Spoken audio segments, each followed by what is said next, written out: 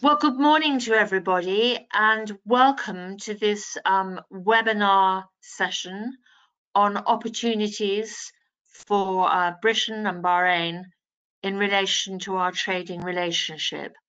My name is Elizabeth Simons. I'm a member of the House of Lords here in London, so I'm Baroness Simons, and I am the chairman of the British side of the Chamber of Commerce here in London, and our CEO, my colleague, Mr. Bandar Reda, will be speaking after our two intermediate speakers, and he's been doing a great job for us. But we have two excellent speakers in between. We're first going to hear from Her Majesty's Ambassador to Bahrain, Mr. Roderick Drummond, and then we will be hearing from His Excellency Khaled Humaidan, who, as you all know, is the Chief Executive of the Bahrain Development Board. I just want to say a few words. This is a very difficult time. Here we are operating in a way that we would normally consider to be a bit eccentric, but we have had this appalling pandemic. Nobody has yet managed to develop a real vaccine against it. But I think that most of our countries are starting to get it under control. We are starting to see gradual moves forward, which we hope can be sustained and which we hope will be able to increase the opportunities for trade between us. We, of course, in the United Kingdom have got the added complication of our leaving the European Union for trading purposes, and we are expecting to have some sort of announcement from our Prime Minister this afternoon about how that is going. At the moment it seems to be a bit stalled, but that may not be the case. It may be that those discussions are going ahead and that we will reach a conclusion by the due date, which is the end of the year. So for us in Britain, we've not only got what everybody's got to deal with, which is, of course, the COVID issue, but we have got this added complication. So on that note, I'm going to hand over, if I may, to our ambassador in Bahrain, Roderick Drummond. Roderick, thank you. Baroness Simons, thank you very much for the introduction, and it's great to be working with you again. We've known each other for quite a number of years. We have indeed. Other friends on the call, indeed. Yes, the strange backdrop behind me, in fact, I've just travelled to London for some urgent meetings between the Foreign Minister, Dr. Al-Zani, and Dominic Raab, and Mr. Cleverly, and Lord Ahmed, and prosperity is very much on the agenda, as well as a set of foreign policy issues. But it felt very unusual getting on the plane yesterday from Bahrain and arriving in a fairly quiet Heathrow. So I think this has not been a normal year, but I think that I would start by saying we started this year in terms of the bilateral trade account in a really good place. UK exports increased by about 15% to Bahrain over the last 12 months, which we've got figures at the end of Q1. And bilateral trade between UK and Bahrain is about £1.5 billion. And it's quite nicely balanced in that there's imports, exports, and investment in both directions. And I think that shows that there is a flexibility in terms of what we can do together between two countries. I would highlight some of the strategic projects that we and the Department of International Trade have been actively supporting and discussing with the authorities in Bahrain. Future projects like the King Hamad Causeway and the Bahrain Metro. The current strategic projects, the BAPCO modernization project, which is supported by UK Export Finance to the tune of £500 million. We're also looking at Balaj Al Jazair on the creative industry and tourism side. And UK Export Finance remains keen to support creditworthy projects in Bahrain. And at present, the current market risk appetite is £3 to £4 billion. So that is not a constraint. They are open for business to support good projects in Bahrain. And what's encouraging to me is when I discuss things with the ministers in Bahrain, is that people are have tightened their belts, have changed some of the government priorities for this year, but still very firmly looking to the longer term, to the kind of smart infrastructure that Bahrain needs for the long term. So I do not anticipate that there will be significant delays to those kind of projects as they come through in this next couple of years. I'd highlight education as an area of great opportunity. There are currently 11 British universities working in partnership with Bahraini institutions, showing that the education sector is a dynamic and growing area of opportunity for collaboration. And it's moving higher up the value chain, if you like. There's more specialized programs, specialized postgraduate programs, moving into research and development, getting away from just doing good undergraduate teaching, which is important too. So I think there'll be continued scope for further developments there. And of course, as the UK university sector is changing its model a little in response to the COVID crisis, again, I think there's scope for more with Bahrain, and also in vocational and technical education, which is a really important area for Bahrain and for the UK. I'd highlight technology and smart cities, a really good example of new potential areas of trade and investment where partnerships could be established. There's been some of that already in the last few years. The UK clearly has a big offer in digital technology sector, but there's more that could be done with Bahrain, and we're starting to see the domestic sector in Bahrain develop its own ambitions in that. So again, there's scope for collaboration. So I'd highlight that we have moved our effort online in response to COVID, and we might keep some of it there as we go forward. We're not finding it being a significant constraint in terms of keeping our conversations going, and the companies that are engaged already with Bahrain being able to develop their discussions about future projects with their partners in Bahrain, who are very tech savvy and are really embracing this. The government's move to put more services online, more e-government in Bahrain has been, again, another thing which has been accelerated by the crisis rather than slowed down. We're looking at more activity with the EDB in the coming months to try and get more British companies in different sectors looking at the market, seeing what they can do, seeing perhaps in particular what they can do to use Bahrain as a base to tackle other bits of the region. We're seeing some good examples coming through of people who are manufacturing and then selling into Saudi Arabia, for example, and doing services from Bahrain, and also servicing the wider GCC market. It's a good business-friendly place, and that can really make sense. It can be a good hub for the larger markets around it. We're doing some horizon scanning with DIT and regionally to try and look at areas of opportunities and how we can get the right partnerships into this next phase. We're looking at emerging trade and investment themes and ways of working to best support companies in those different areas. We think that there are huge opportunities as both government and the private sector come out beyond COVID, for those who can develop who could be first movers in different sectors. We've seen, stresses and strains on global supply chains. Bahrain has seen stresses and strains on some of its supply chains over this period in healthcare and so on. But those are also opportunities.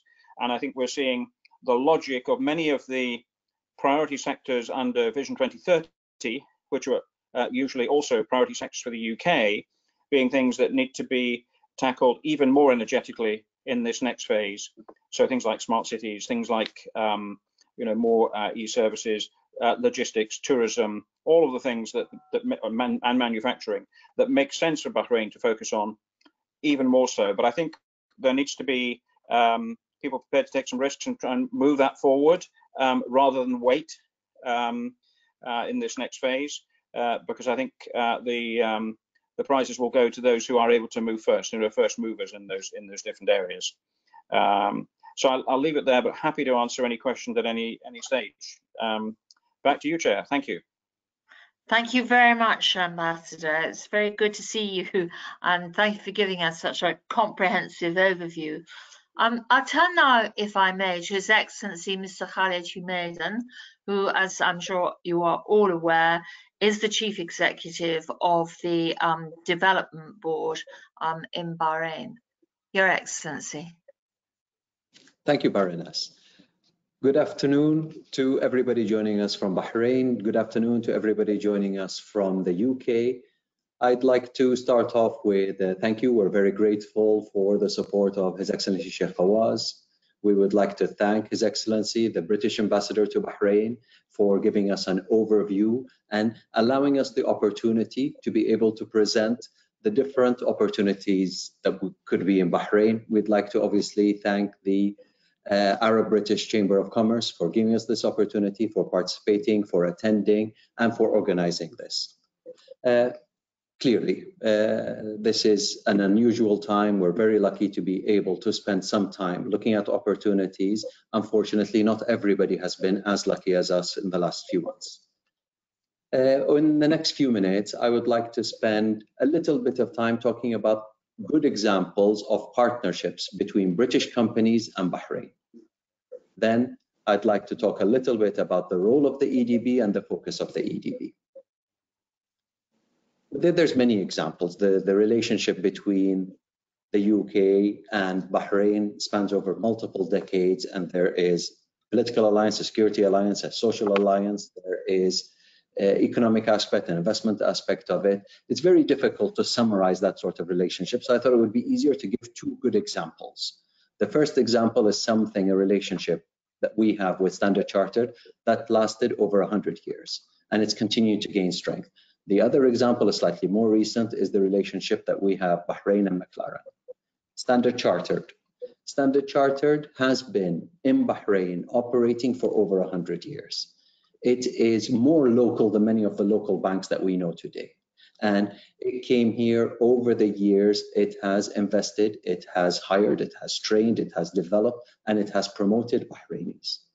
And it came here and it has brought the entire suite of products. It has retail banking, it has corporate banking, it has investment banking, it has wealth management services, and they're committed with a large balance sheet, and they are in every aspect. They deal with the individuals, they deal with the corporates, they deal with the governments, and in return, they get to help advise us, they help arrange things, and they help participate in all the key deals that we have in Bahrain. And this is something that has lasted and been tested multiple times over the years, and the relationship continues to gain strength. Another very good example would be the relationship with Mclaren. It's not as old as Standard Chartered, it's over 10 years old, and over those 10 years, we've seen Mclaren develop. We've seen Mclaren develop its products, we've seen Mclaren develop into new markets, we've seen Mclaren develop its R&D. In the next few years, possibly few months, they're going to be launching their new lineup of electric vehicles.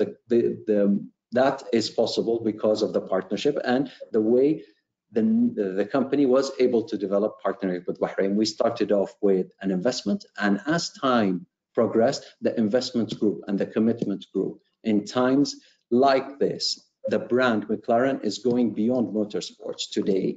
It is on the t-shirt of a cycling brand that's competing on the global stage. In addition to that, the relationship times like this, where there is a lack of demand for luxury cars, especially in the first few months of this year, Bahrain was there, ready to stand committed. We believe in the future of Mclaren, and we're able to continue to support it. In terms of the EDB, we are an investment promotion agency. Our primary role is to encourage businesses and investors to come, create a business in Bahrain or expand a business in Bahrain.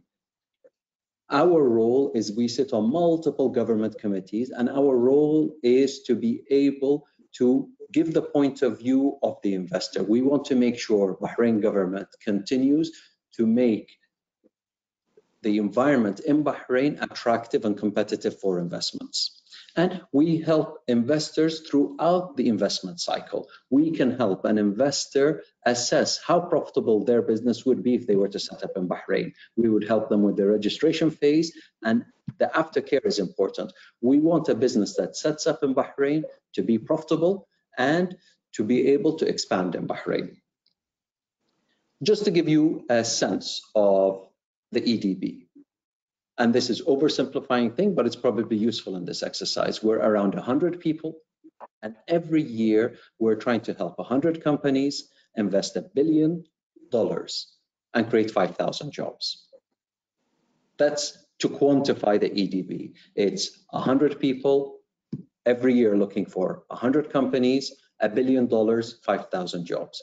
$1 billion to the relative to our size of our economy is a big deal. It's over 2% of our GDP. And if we're able to do this every year, hopefully we'll be able to see our economy transform from where it is today to where we want it to be. And it will reflect the type of investments we bring into the country. Diversification is important. The type of investments we bring in, we know that we have to, and we were successful in doing that, to move away from relying on any single source or any single sector for our economy. So it's important that we have a diversified approach when we are trying to attract investments. We've had a good 2019 in terms of track records and achievements. Year to date, the numbers look healthy. And we have a decent pipeline for 2021. We want to continue to be able to build on that and to maintain a high level of investments coming into the country. In terms of sectors, we have 8 sector teams. We have financial services, we have ICT, we have education, healthcare, real estate, tourism, manufacturing, and logistics. We've realized the easiest way to get people to help us is to be able to be more specific in what we want. And this is why I'd like to go through each sector and try to tell you the subsector that's interesting to us, what's exciting about it, and the different things that the government of Bahrain has done to encourage investment in that space. Financial services, a very important sector to us. And we realize that the financial services sector is evolving, it is changing. We're engaging with banks through a screen. The face-to-face relationship between us and banking has changed. We want Bahrain to play a role there. We want those services to be offered locally. We want a bank to set up in Bahrain and to expand in the region. We want international banks to come set up in Bahrain. In addition to that, we want the know-how behind digital banking. We want the coders to have a role in Bahrain. And our central bank is very keen on developing that.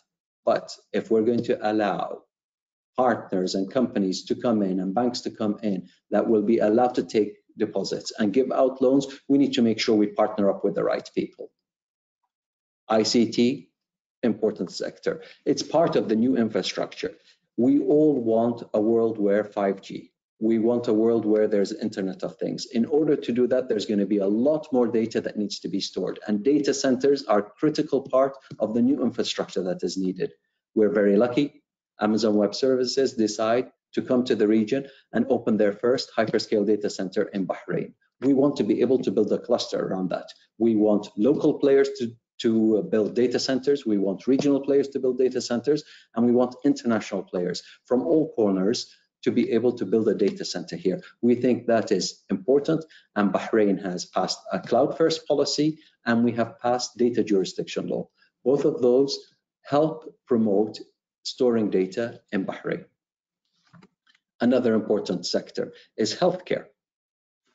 Healthcare, we have good general services. The next stage in our development of the healthcare infrastructure that we have in Bahrain and the healthcare sector is to have specialized services. And what Bahrain's government is doing is Bahrain government used to be the largest provider of healthcare in the country. We're moving away from that. We're taking the government's healthcare budget and it's going to become premiums for locals. With that, when the people who are receiving healthcare have a choice, they are going to demand specialization. And we think that's the next phase in the development of that sector.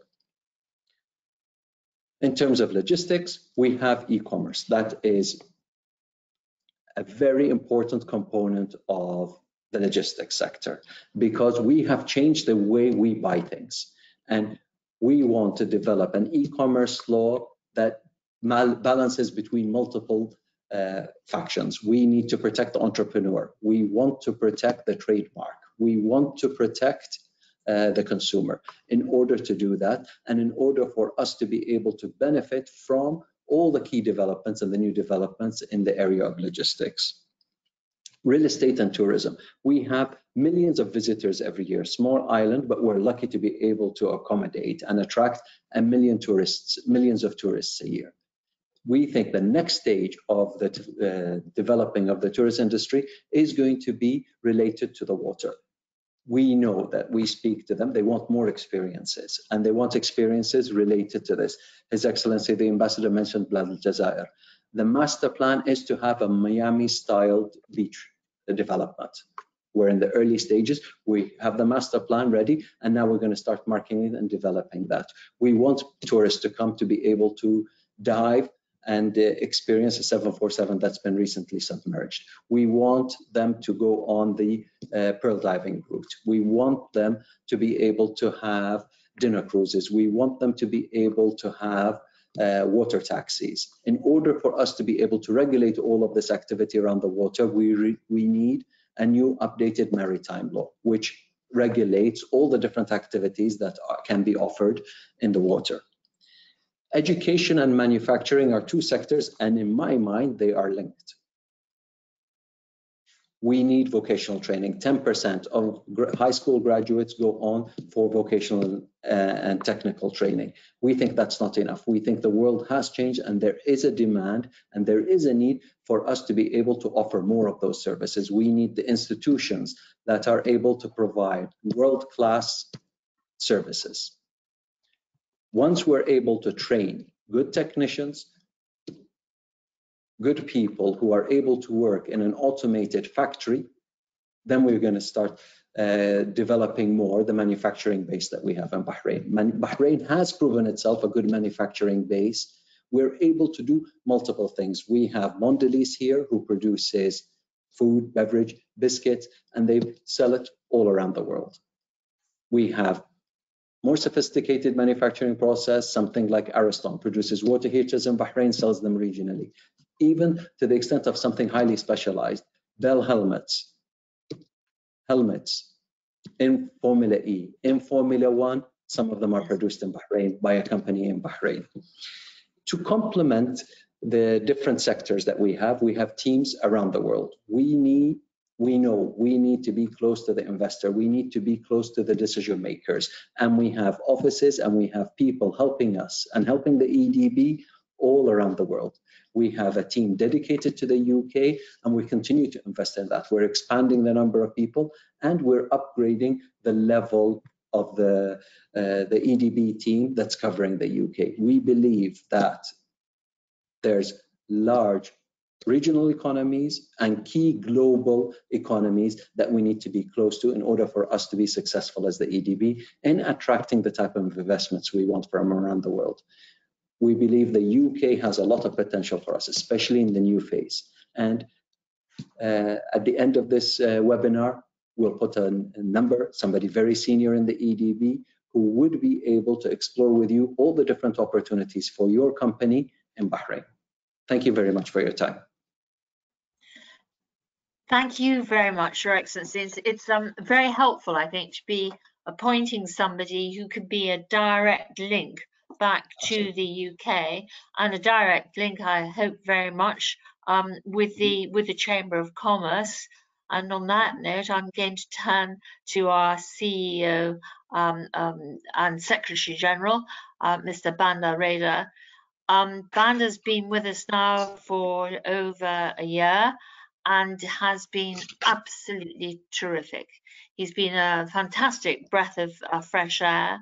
The way in which he and his team, and I must mention here as well, Abdel Salem Idrisi, his deputy, have dealt with the COVID issue has been exemplary. And I want to say a very public thank you to you, Banda, for everything you've done.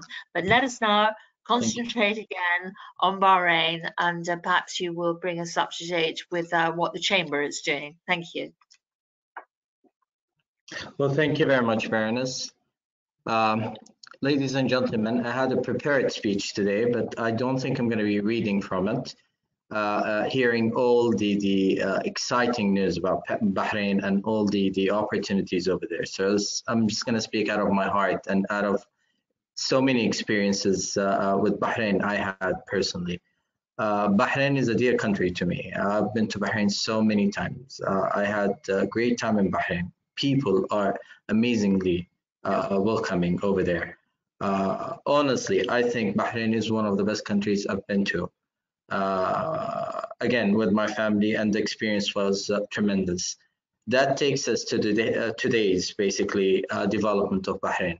I've seen Bahrain in the past at least 30 years developing, and the development was tremendous. But we shouldn't forget the history of Bahrain. Bahrain is not a new country.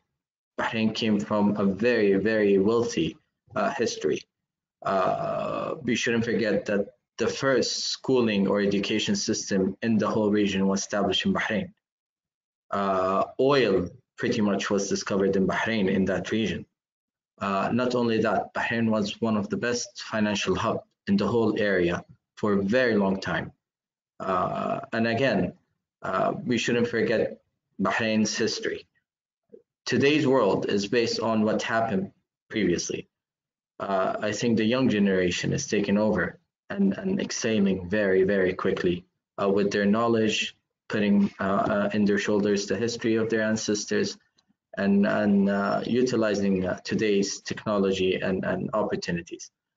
We've heard so many good things about Bahrain development. Yes, it is a small island, but with a big ambition. Bahrain have a Vision 2030, and I would like to hear more about it from our speakers later today. Again, my experience with Bahrain was tremendous, and I think I've never had anybody complain about their experience with Bahrain. Everybody has a positive experience with Bahrain when it comes to tourism, when it comes to investment, when it comes to business trade. It's very encouraging. So from that point, I'll be more than happy to moderate the questions, if you don't mind. I think His Excellency Sheikh Fawaz, the Bahraini ambassador to the UK, will join us any second soon, and he will be receiving questions as well and answering questions. Should we start the question session, the Q&A? I think we should now start on the questions. I might just add one more thing. You're absolutely right, Brandon, what you were saying a moment or two ago about the warm welcome. And I just wanted to say, from a woman's point of view, I found Bahrain a fantastic place to visit. I met many amazing women, including, of course, the Queen, who was extremely gracious and kind to me on the occasions I've met her. But the women are a very active part of the business community, as I'm sure His Excellency Mr. Khalid Humaydan will agree, and that it is a very good place where women, I feel, do feel made enormously welcome, the business women in the community. I just wanted to have that little point on the end. Thank you. So I'm going to hand over to you now, Banda, because the questions are coming into your office. So if you can moderate the questions, I, of course, am going to stay online, listen to the answers, and then we'll bring it together to a close at the appropriate time. So Banda, over to you. Definitely. Well, we're just going to start with His Excellency Mr. Khalid. A quick question addressed to you. It says, how can Bahrain EDB assess those UK investors entirely new to the market, basically? So how can Bahrain EDB assess those UK investors entirely new to the market? Sure. What we do is the feasibility is any business anywhere. We have realized that they have a very good sense of the demand for their product and services, and they're able to compute their top line very well in this region or in other regions around the world, how much they're able to sell, and they are able to forecast that. What we can do help them with is, if you were to set up your operation in Bahrain, you would want to have a sense of how much that would cost. We can go into very specific details of how much setting up a business in Bahrain would cost you. And it would be land, electricity, it would be human resources, it would be the different categories, the specializations, what's possible to that level of detail. You put the two together, you are able to assess how profitable your business would be, and you're able to compare setting up in Bahrain relative to other areas. And with that, you'll be able to assess and make a decision. And in many cases, Bahrain is competitive. We are able to attract many businesses to come here. Clearly, we cannot beat everybody in everything, but we have certain areas where we can do very, very well. Thank you very much. So I think it's very, very interesting to explore these type of encouragement from the government and from the private sector in Bahrain as well.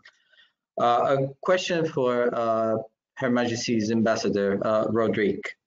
It says here, can you elaborate on the main sectors where British companies are already involved in Bahrain?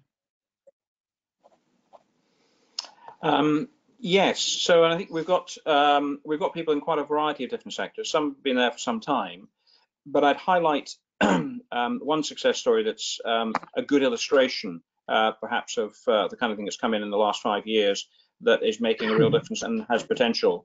A company called Blue Water Bio, good case study, came in. Export finance support for that has really brought in some new technology to clean up wastewater. Has made a huge difference in the Tripoli Bay area, and has ended up doing some local manufacture, and is targeting other opportunities in the region, Saudi Arabia mainly, from there. And that kind of smart infrastructure, hidden behind the scenes, unglamorous perhaps, is essential to your smart cities and to Bahrain. And I think it's the kind of area where Bahrain realizes you've got to go for quality. You've got to go for the right infrastructure for the 21st century. Don't go cheap. And so we're seeing smarter or sort of integrated investment decisions, bringing together government and private sector in Bahrain. And it's into that kind of niche that a company like that, with the right technology, that can do some local manufacture for part of that kind of case study. There are a few others like that I think in not just in manufacturing, but in other areas that are doing very well, because DHL is doing exceptionally well in logistics and has responded incredibly well to the crisis. I think there's huge scope in healthcare to go up market again. You've got some, as Khalid said, you've had a very good base of healthcare, but I think there's scope in health sciences. We're working with the genomics project there, and there's huge applications in response to COVID, but in other areas too. And there are going to be spin-off applications from that kind of thing. I'd even highlight sectors like space. Did you know Bahrain has a space agency and has interesting collaborations and lots of things it can do, and an exciting agenda, which we've got UK links into. And I think again that kind of thing in this next decade we'll see spin-off commercial applications from it. So I think once you start to dig into it, there are lots of examples of existing success stories and areas of potential that people can look at together, and you will find good Bahraini partners.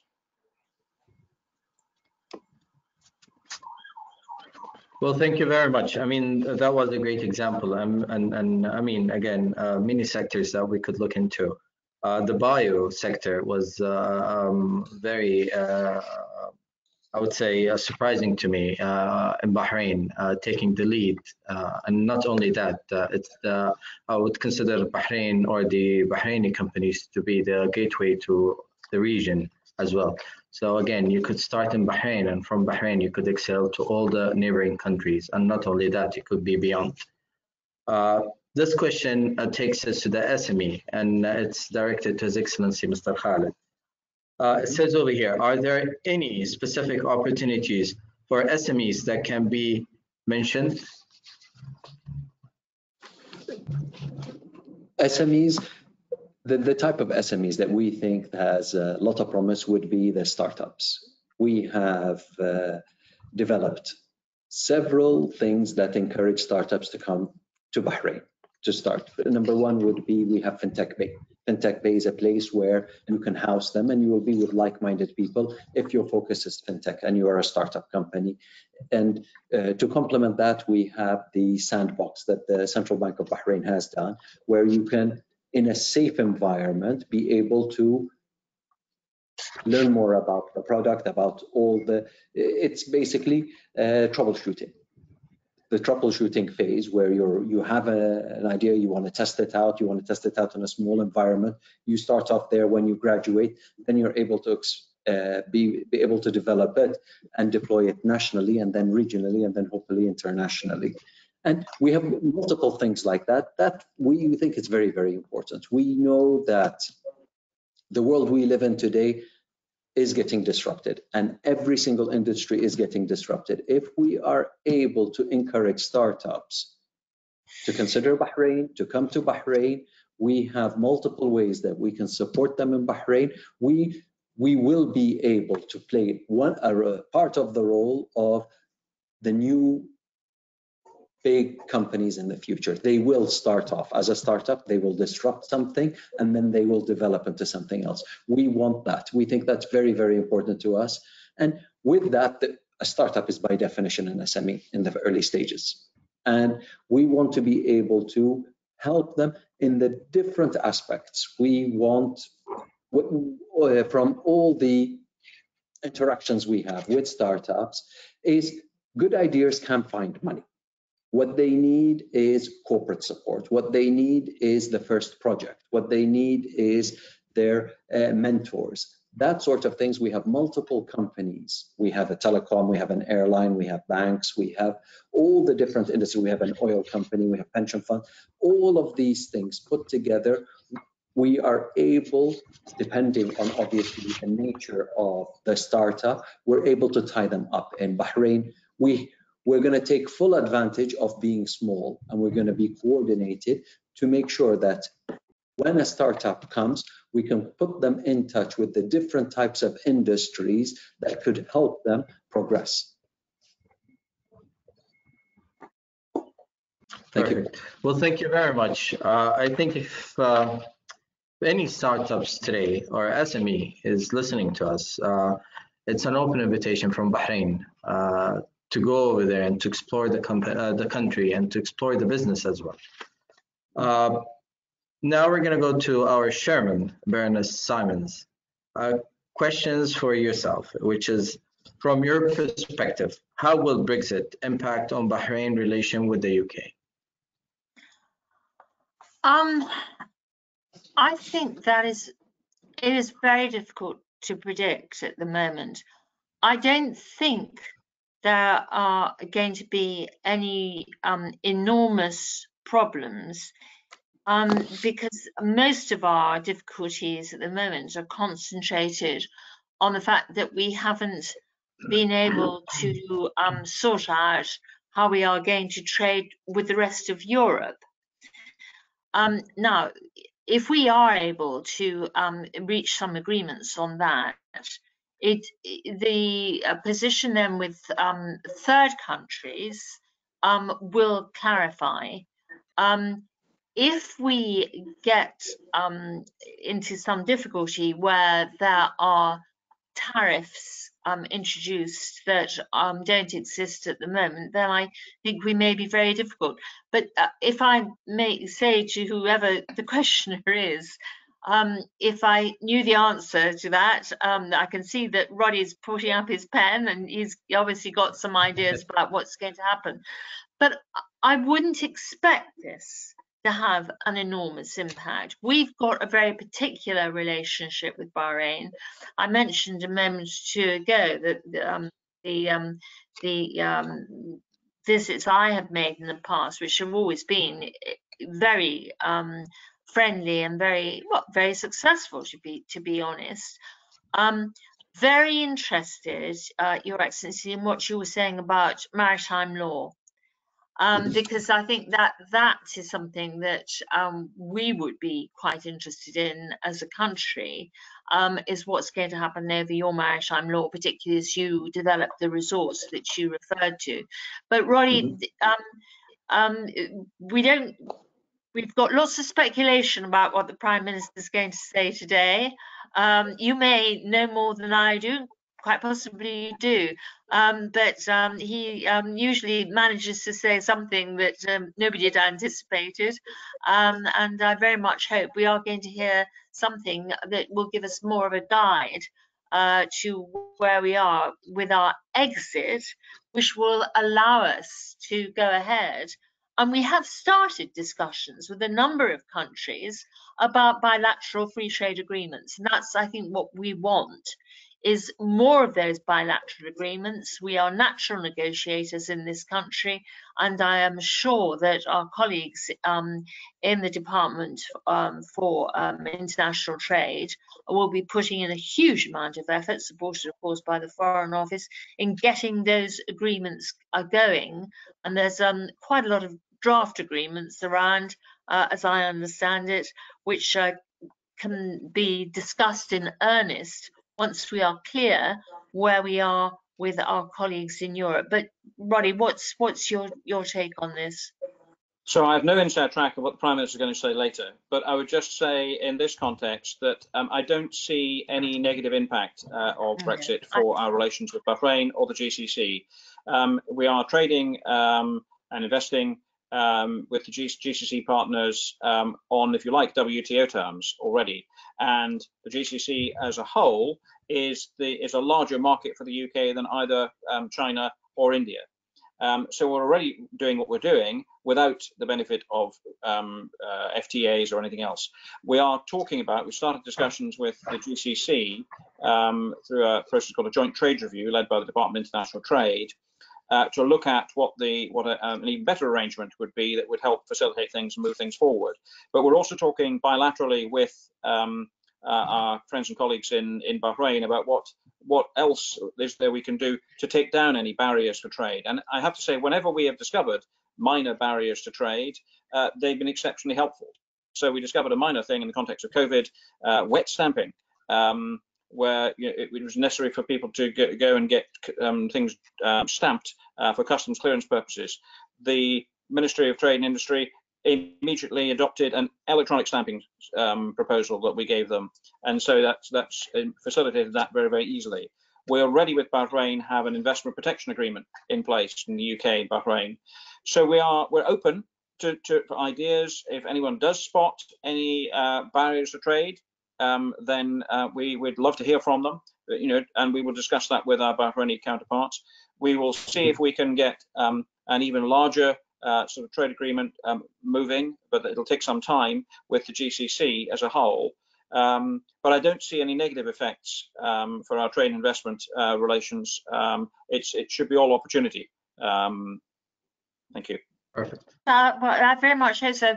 And can I add to that, from our point of view, Banda, that if there are Brits or any of our friends in the region who are coming across difficulties, that we are there as the Chamber of Commerce to get in touch in London as well with our colleagues in the civil service in London to say, come on, chaps, we've got some issues here that we do need to sort out. And as a Chamber of Commerce, we are very happy to try to sort out any or be of help in sorting out. We haven't the powers to do it, but we certainly have the powers to make the arguments for the trade arrangements of the future, Banda, don't we? We do, definitely, and we've done it before, and we are willing to do it if we've been requested by any, Arab or any other organizations. Again, Baroness, thank you very much, Your Excellency Ambassador Rodrique. Thank you again. And I could see that we have been joined by His Excellency Sheikh Fawaz bin Mohammed Al Khalifa, the Ambassador of Kingdom of Bahrain to the UK. Sheikh Fawaz, if you could join us, please.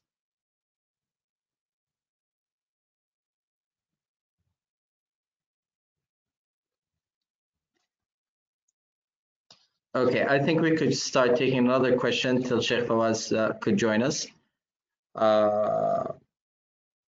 I mean, there's a lot of questions about Bahrain, a lot of questions about the vision of Bahrain. And going back to the vision of Bahrain, I would ask His Excellency, Mr. Khalid, can you elaborate more about the vision, the 2030 vision of Bahrain? Possibly the easiest way to think of the vision is obviously we're trying to develop, we're looking for sustainable economic development. In order for us to do that, you need people, environment, all of these aspects need to be taken care of in order for any economy to be sustainable. The world is changing. Digital has to be an aspect of the sustainability. If there is one number, if we were to oversimplify the world and say there's one number to say, are we moving closer towards Vision 2030 or not? It would be private sector salary for a Bahraini. The average private sector salary for a Bahraini is one of the key indicators that is looked at frequently in the government. And if it has a healthy growth rate, above the inflation rate, a healthy growth rate, that means we are on the right track. That's what we want to do. We want to be able to create the job opportunities that pay well. And this is to summarize it. We know that the Vision 2030, we need to diversify our economy, clear. And we've been doing that. 2 decades ago, oil represented half our GDP.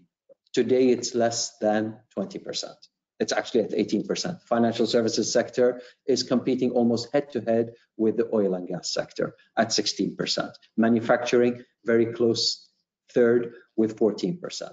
We're able to do that. We have been diversifying. We want to continue to diversify. In order to make the financial sector, we need to be able to digitize that sector. And in the end, to us, it is to elevate the quality of life of the people in Bahrain. It is the locals, the residents, the expatriates, the people who visit, all of the community in Bahrain. If we want to upgrade the quality of life and experience in Bahrain, it's important that we have the sustainable economic development. The biggest goal there is we have a growing young population. Our ability to create good jobs for those young people is going to be critical.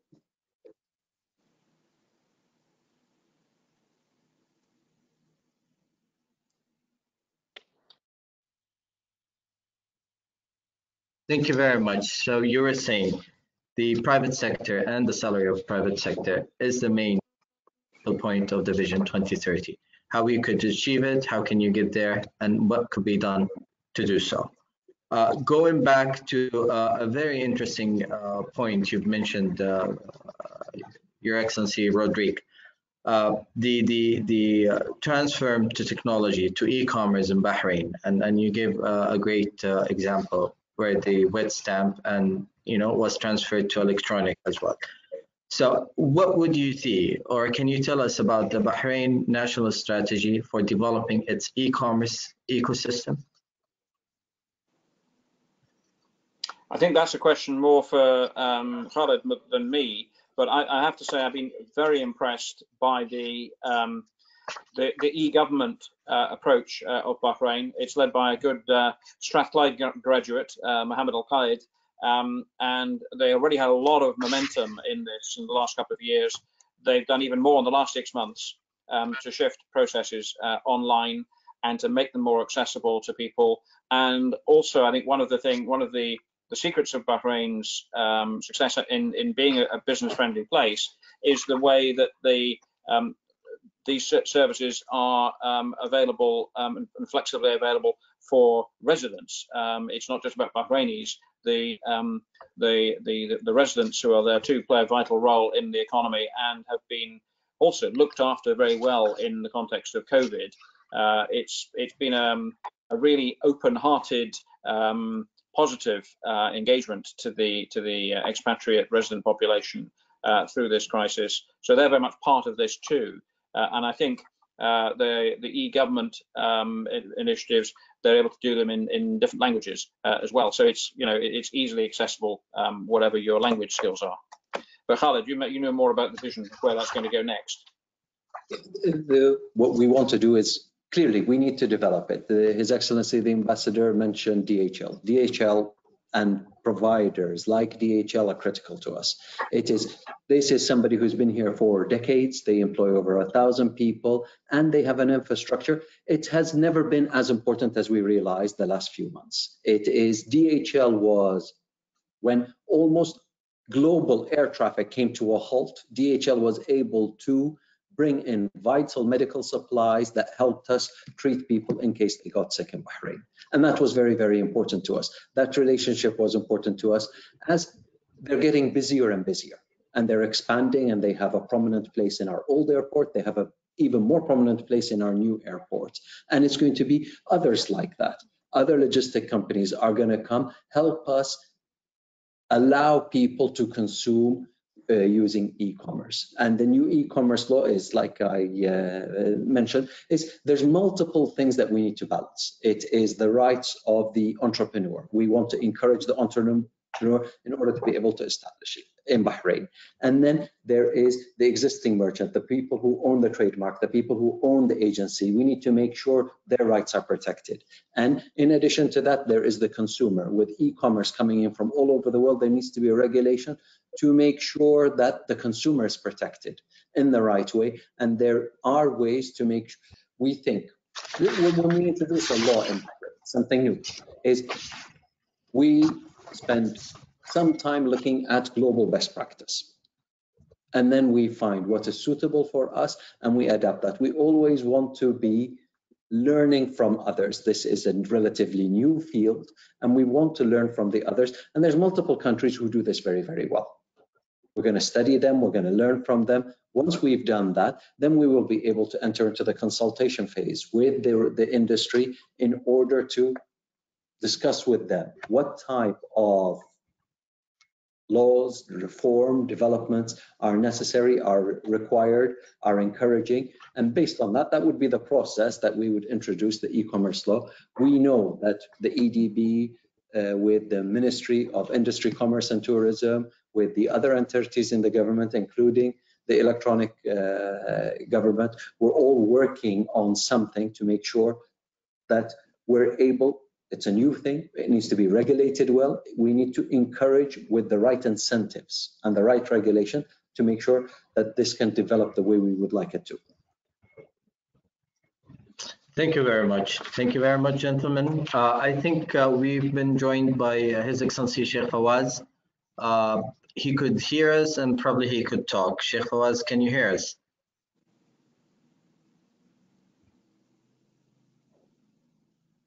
Hello, Bender. Can you hear me? Yes, we can hear you clearly. Terrific.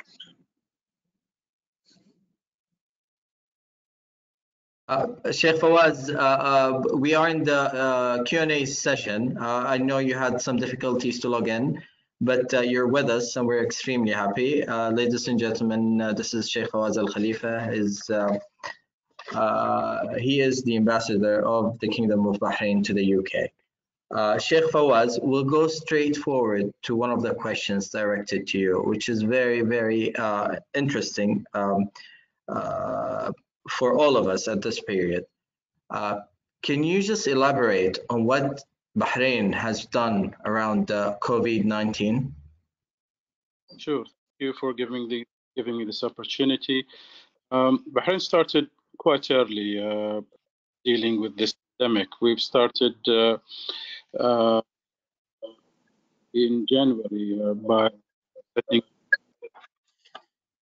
dealing with this pandemic. Started ordering test kits back in our friends. The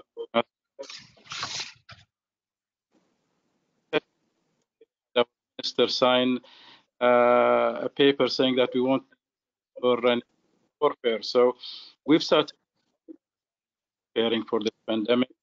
It was around, and we've managed to balance between open to business, having our air open, and at the same time dealing with the pandemic. So we've things that would test everything traveler. We reopened all passengers. We've also kept the local by having random testing, about 10,000 tests a day. We've almost tested 90% of our population so far. So this early testing give us an early warning of the size of the pandemic in Bahrain, and so far it's been so we've managed to deal with it, but still keep our going on. Your Excellency, thank you very much. I think Bahrain did a great job surviving the pandemic crisis. Bahrain was one of the early country to take harsh measurement internally, forgetting about any other effect, rather protecting their people first, then the economy second. And today we could see the results of that. Bahrain is surviving a very low number of cases compared to the world, as well as death. And we hope it's the end of it at this point.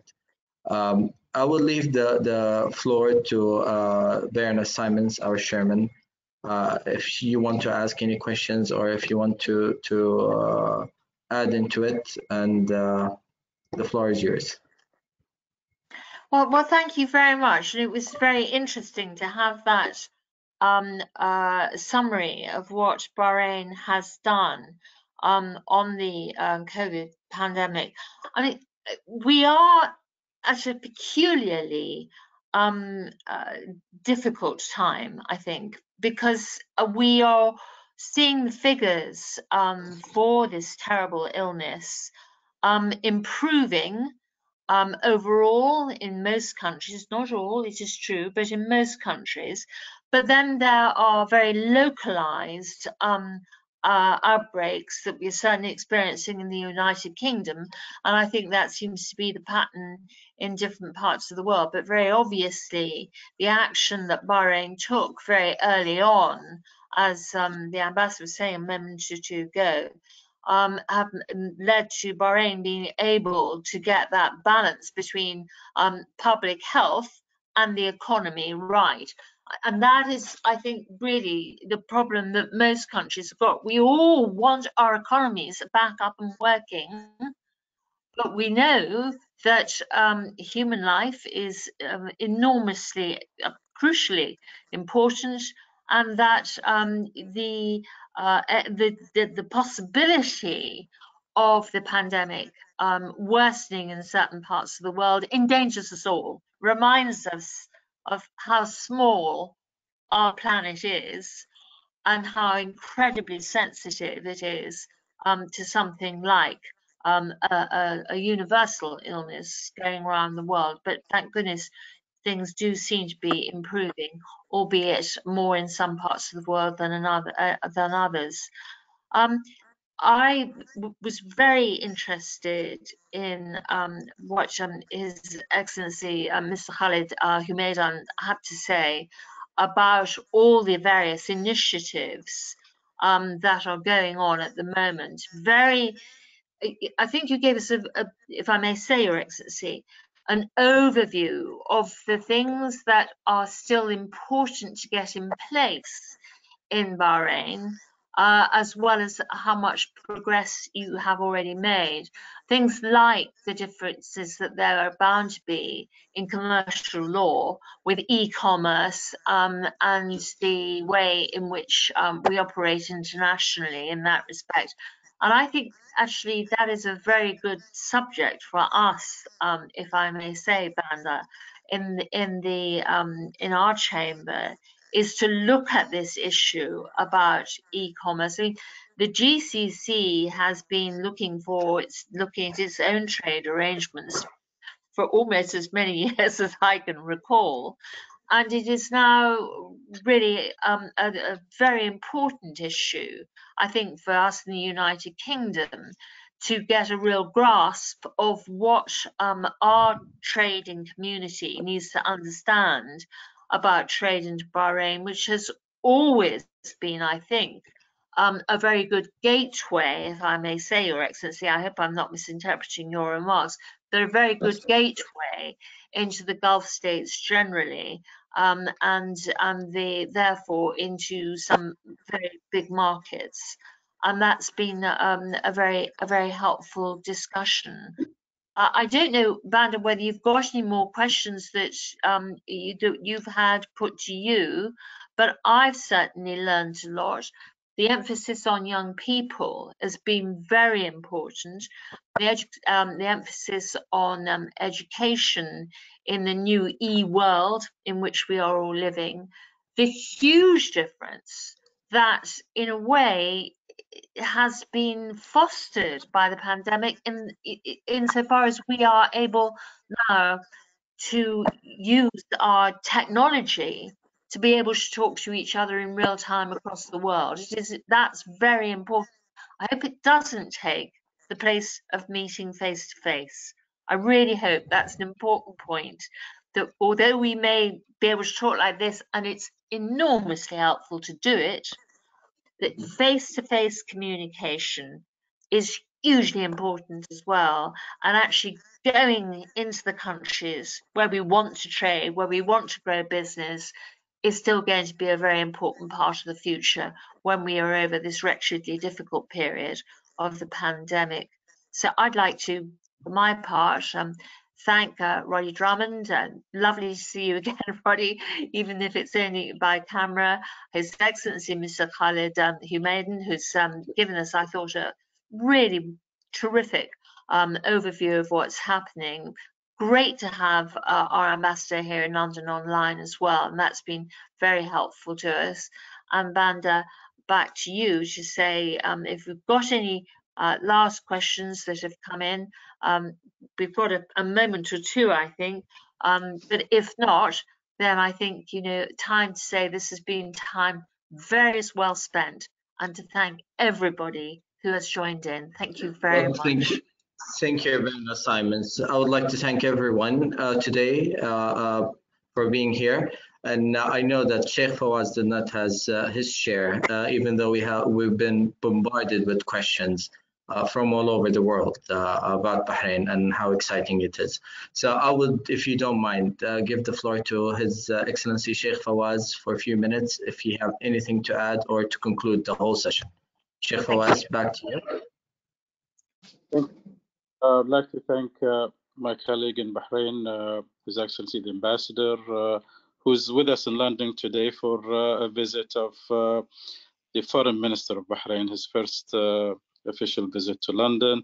Also my colleague Khalid Humayden, who's done an excellent job, especially in e-commerce or that he's been talking about this morning. So thank you all for joining us, and hopefully we'll see you soon. Thank you again. Thank you very much, Vanna Simons. With your permission, I would like to conclude this webinar. It was a great success, and hopefully we could see you all again here and in Bahrain. Thank you, and have a great day. Bye-bye. Thank you. Thank you. Thank you. Thank you. Thank you, sir.